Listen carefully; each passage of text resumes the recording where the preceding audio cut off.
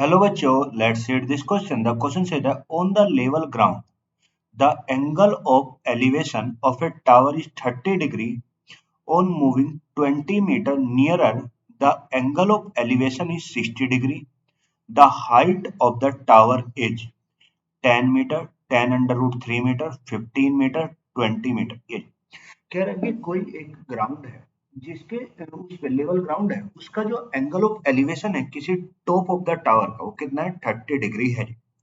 अब बोलता है किसी एक पर्टिकुलर पॉइंट से, अब बोलता है अगर मैं उस टावर के 20 मीटर पास जाता हूं तो जो मेरा एंगल ऑफ एलिवेशन है वो चेंज हो जाता है, कितने डिग्री? 60 डिग्री चेंज हो जाता है। तो बोलता है बताओ हाइट ऑफ द टावर बताओ कितनी होगी। ये जी, मान लो सबसे पहले उसने हमें दे दिया कि मान लो ये कोई एक टावर, ये कोई टावर है यहाँ पे ये। अब इसके किसी एक पर्टिकुलर पॉइंट से कोई टावर है और किसी एक पर्टिकुलर पॉइंट से, इस पॉइंट से जो इसके टॉप का एंगल ऑफ एलिवेशन है, इसके टॉप का जो एंगल ऑफ एलिवेशन है वो 30 कितने डिग्री है? 30 डिग्री है। ये इसके टॉप का एंगल ऑफ एलिवेशन कितना है? 30 डिग्री है। मान लिया हाइट ऑफ द टावर कितनी है? एच है। A B C. अब बोलते हैं जब मैं इसके कितने मीटर? 20 मीटर पास जाता हूँ, तो इसके 20 मीटर पास गए, ये हो गया 20 मीटर। तो जब मैं इसके 20 मीटर पास गया ये, तो जो इसका एंगल ऑफ एलिवेशन था वो चेंज हो गया। पहले 30 था तो अब एंगल ऑफ एलिवेशन कितना हो गया? 60 डिग्री हो गया। अब एंगल ऑफ एलिवेशन कितना? 60 डिग्री हो गया। ये तो बोलता है हाइट ऑफ द टावर बताओ कितना होगा। अब देखो यहाँ पे मेरे पास कितने राइट एंगल ट्रायंगल बन गए? दो राइट एंगल ट्रायंगल बन गए। यहाँ पे कितने? दो। तो मैंने मान लिया हाइट तो ये h मीटर मान लिया, मैंने लेट कर लिया, let height equal to h metre, metre that is A B.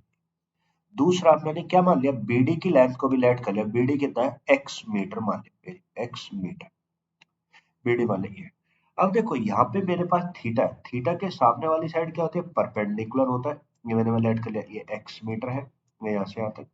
और जो ये है ये क्या है? बेस है। तो अगर मैं इस ट्राइंगल की बात करूं, ये अगर मैं ट्राइंगल की बात करूं, इन ट्राइंगल कितना? ए ए डी बी में, ए डी बी में, तो जो मेरा परपेंडिकुलर और बेस में जो रिलेशन बताएगा वो टेन थीटा होता है। टेन थीटा इक्वल टू क्या होता है? Perpendicular upon base. और परपेंडिकुलर है कितना? ए बी अपॉन बेस कितना? B D, A B upon B D.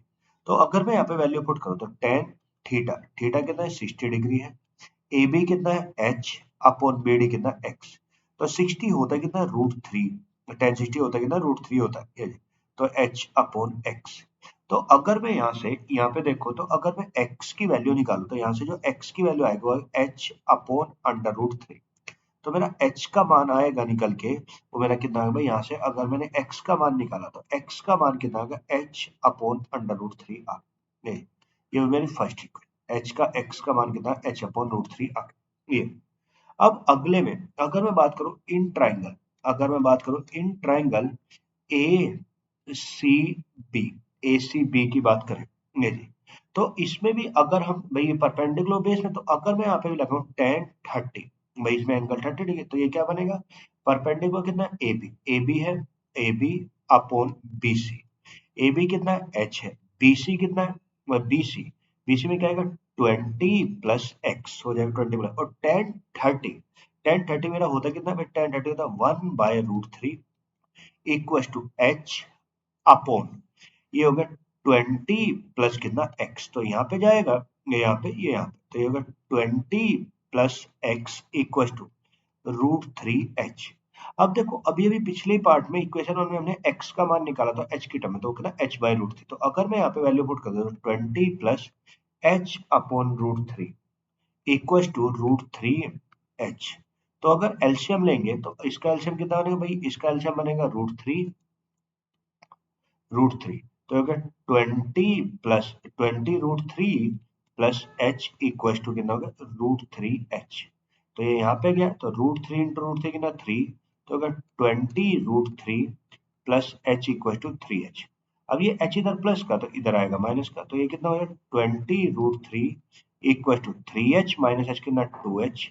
तो एच का जो मान आ गया, टू से कट गया 20, तो ये आ गया 10 रूट थ्री मीटर। यानी जो मेरी हाइट ऑफ द टावर रही होगी, जो मेरी हाइट ऑफ द टावर रही होगी कितनी? 10 रूट थ्री मीटर रही होगी। That is option B. यानी जो मेरा यहाँ पे करेक्ट ऑप्शन है वो मेरा कौन सा है, B option is the correct. Hope you will understand it, thank you and best of luck.